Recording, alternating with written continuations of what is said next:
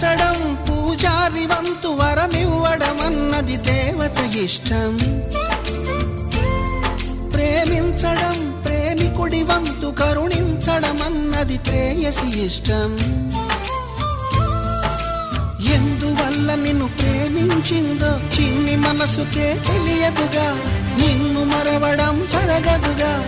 ఎందువల్ల నువ్వు కాదన్నావో ఎదురు ప్రశ్నలే వేయనుగా, ఎదురు చూపులే ఆపనుగా. ఏనాటికో ఒకనాటికి నీ ప్రేమ సాధిస్తా. నిన్ను చూడాలని ఉన్నా, నిన్ను చూడాలని ఉన్నా